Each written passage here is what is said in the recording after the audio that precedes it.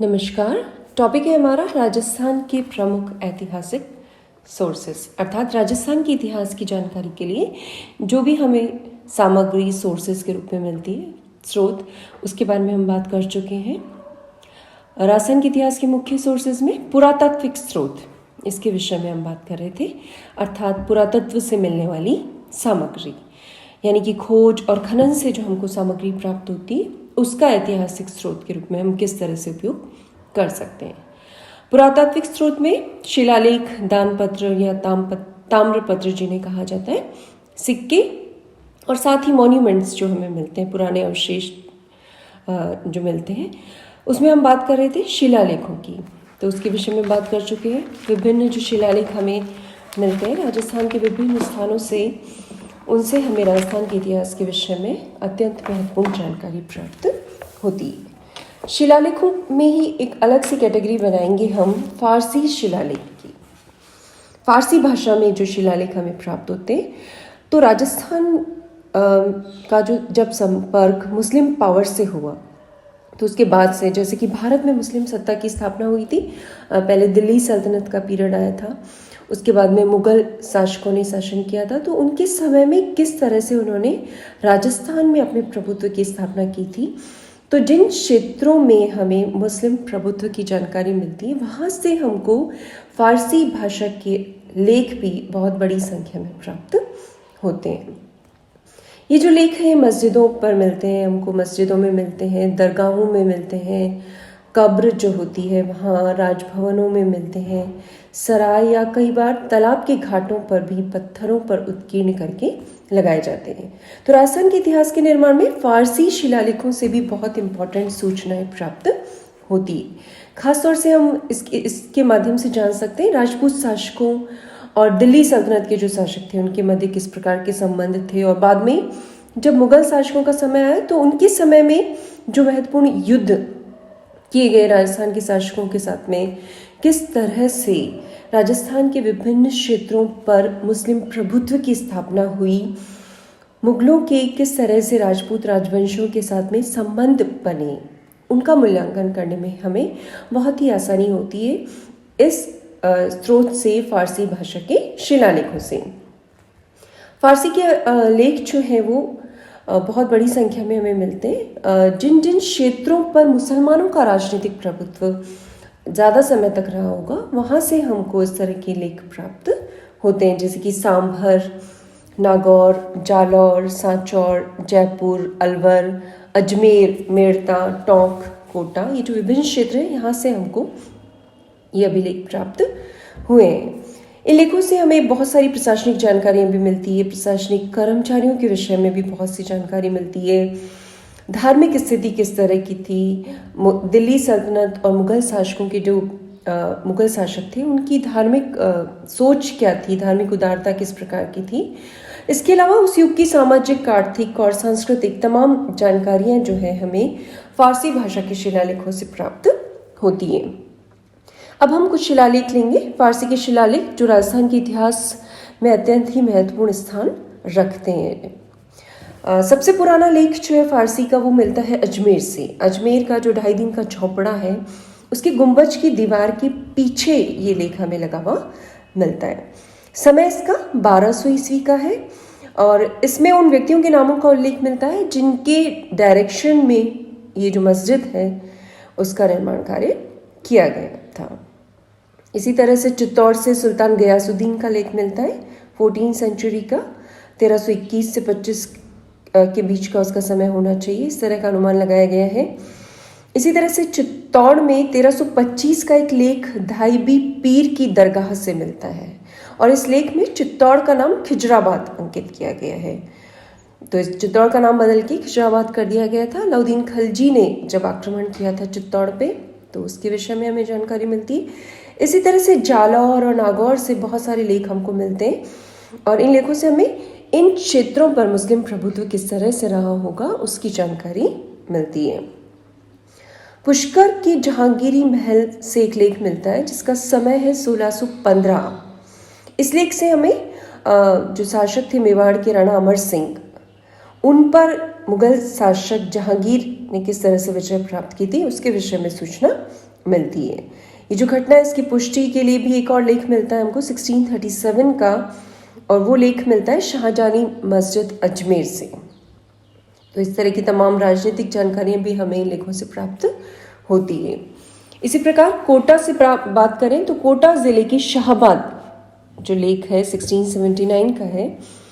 इस लेख से औरंगजेब के समय में जो वसूल किए जाने वाले विभिन्न प्रकार के कर थे उसके विषय में हमें जानकारी मिलती है। इसी प्रकार से तारागढ़ जो कि अजमेर में स्थित एक किला है, तारागढ़ की सैयद हुसैन की दरगाह से एक लेख मिलता है जिसका समय है 1813, यानी काफी बाद का है। इससे पता चलता है कि राव गुमांजी सिंधिया ने इस भवन के दालान का निर्माण कार्य करवाया था। तो सिंधिया के द्वारा कुछ निर्माण कार्य यहाँ पर करवाया गया था दरगाह में जो तारागढ़ में थी। इससे मराठों के विषय में, उनकी धार्मिक सहिष्णुता के विषय में जानकारी मिलती है। तो ये हो गए फारसी भाषा के शिलालेख। अब हम बात करते हैं दूसरा ऐतिहासिक स्रोत, पुरातात्विक स्रोत जिसके विषय में हम बात करते हैं, वो है दान पत्र। ये जो दान पत्र है इसका एक दूसरा प्रचलित नाम है ताम्रपत्र। राजस्थान के इतिहास के निर्माण में दान पत्रों का बहुत ही इम्पोर्टेंट योगदान है। चूंकि ये तांबे की चद्दरों पर उत्कीर्ण करवाए जाते थे, यानी एक प्रकार की स्थायी अनुदान होते थे बेसिकली। इन स्थायी भूमि अनुदानों को तांबे की पट्टिकाओं पर उत्कीर्ण करवा दिया जाता था, इसीलिए दान पत्रों को ताम्रपत्र के नाम से भी जाना जाता है। प्राचीन समय से परंपरा थी कि जो शासक होते थे, उनकी रानियां और दूसरे जो भी सामंत या समृद्ध लोग होते थे, वो दान पुण्य के हिसाब से भूमि को अनुदान किया करते थे, भूमि डोनेशन में दिया करते थे। और ये जो अनुदान पत्र हैं इन्हें ही हम दान पत्र के नाम से जाने जाता है, जिनका एक नाम है ताम्रपत्र। ये जो ताम्रपत्र है इनमें पहले संस्कृत भाषा का प्रयोग किया जाता था, लेकिन आगे चलकर हमें स्थानीय भाषाओं के प्रयोग की जानकारी मिलती है। इनका आकार सामान्यतः 8 इंच बाय 6 इंच का और बाद में चलकर 12 बाय 8 इंच का भी हमको मिलता है। दानपत्रों से बहुत सी जानकारियां मिलती है। इनकी जो शुरुआत होती थी दानपत्रों की, उनको शुरू किया जाता था राज परिवार के जो इष्ट देव होते थे, यानी उनके जो आराध्य देव होते थे, अलग अलग राजवंशों के अलग अलग आराध्य देव हैं, तो उनके नाम से, उनके नमन से इसकी शुरुआत की जाती थी। जैसे कि श्री गणेशाय नमः, रामो जयति, श्री एकलिंग जी जो कि मेवाड़ के आराध्य देव हैं, श्री सीताराम जी, श्री माता जी, इस तरह से। तो धार्मिक विषयों की जानकारी मिली हमें। जो ताम्रपत्र की में जो मुख्यतः उल्लेख मिलता था उसमें राजा के नाम का उल्लेख किया जाता था। फिर अनुदान जिसको दिया जाता था उसका उल्लेख, अनुदान देने का कारण क्या है, किस उद्देश्य है, अर्थात धार्मिक है, शिक्षा के उद्देश्य से है, या किसी को पारितोषिक प्रदान करने के लिए, किसी की शौर्य को सम्मानित करने के लिए, या बहुत सारी जो रीज़न है तो कारण का उल्लेख मिलता है। अनुदान के बारे में डिस्क्रिप्शन होता था, विवरण होता था। जो भूमि दी जाती थी उसका नाप, कितनी भूमि दी गई है और समय। तो इस तरह से बहुत सी जानकारियाँ हमको ताम्रपत्र या दानपत्र से प्राप्त होती है। तो बहुत सी राजनीतिक घटनाएं, इकोनॉमिक सिचुएशन, धार्मिक विश्वास या व्यक्ति विशेष की अभिरुचि है, तो इन दान पत्रों से हमें राजवंशों के वंशक्रम को निर्धारित करने में भी सहायता मिलती है। चूँकि इनमें भूमि के बारे में तमाम जानकारियाँ मिलती थी, तो भूमि नापने की इकाइयाँ, भूमि की किस्में किस तरह की थी उस समय, और उस समय की जो फसलें हुआ करती थी रबी और खरीफ की, उनके विषय में भी पर्याप्त जानकारी मिलती है। साथ ही साथ अनुदान देने वाला जिस पर्पस से, जिस धर्म से प्रेरित होकर अनुदान करता था, तो वो जानकारी भी हमको मिलती है। ये जो अनुदान किया जाता था वो विशेष पर्वों पर किया जाता था, किसी धार्मिक कार्य यानी धार्मिक अवसर पर, कोई तीर्थ यात्रा की जाती थी तो उस अवसर पर किया जाता था ये दान पुण्य, या मृत्यु का अवसर होता था, या कोई विजय के अवसर पर इस तरह के अनुदान दिए जाते थे। कभी कभी ये जो अनुदान है ये भरण पोषण के लिए भी दिए जाते थे, जो चारणों को, भाटों को और ब्राह्मणों को भरण पोषण के लिए भी अनुदान दिए जाते थे। इसी प्रकार कई बार पूजा प्रतिष्ठा के लिए, यानी किसी मंदिर में पूजा प्रतिष्ठा के लिए भी ये अनुदान दिए जाते थे। कुछ योद्धाओं को भी दान पत्र देकर सम्मानित किया जाता था। तो राजस्थान में हमें विभिन्न क्षेत्रों से लाखों की संख्या में इस तरह के दान पत्र मिले हैं, जिनमें से कुछ एक एग्जाम्पल लेंगे जो अत्यंत ही महत्वपूर्ण है। जैसे कि आहड़ के ताम्रपत्र आहड़ मेवाड़ रीजन में आता है। तो आहड़ के ताम्रपत्र 1206 ईस्वी के हैं। इसमें गुजरात के मूलराज शासक थे, उनसे लेकर भीम देव द्वितीय तक के सोलंकी राजाओं की वंशावली हमको प्राप्त होती है। तो राजनीतिक दृष्टि से आहड़ के ताम्रपत्रों से हमें बहुत सी सूचनाएं प्राप्त होती है। इससे ये भी पता चलता है कि भीमदेव के समय में मेवाड़ पर गुजरात का अधिकार था, अर्थात मेवाड़ जो था वो गुजरात के सोलंकी शासकों के शासन के अधीन आता था। इसी तरह से वीर सिंह देव के ताम्रपत्र जो है वो 1287 ईस्वी के हैं। उनसे हमें बागड़ जो क्षेत्र है राजस्थान का, उसके राजाओं के वंश क्रम को निर्धारित करने में सहायता प्राप्त होती है। इसी प्रकार से खैरोदा के जो ताम्रपत्र हैं उनका पीरियड है 1437। उससे हमें एकलिंग जी के स्थान है मेवाड़ में, वहां पर महाराणा कुंभा के द्वारा जो प्रायश्चित किया गया, दान में जो खेत वे दिए गए, तो उसी संदर्भ में उसके आसपास के मुख्य मार्गों का उल्लेख किया गया है। उस समय में जो मुद्रा प्रचलित थी उसकी जानकारी हमें मिल जाती है। तो इस तरह से बहुत सारी जानकारी हमको खैरोदा के ताम्रपत्रों से प्राप्त होती है।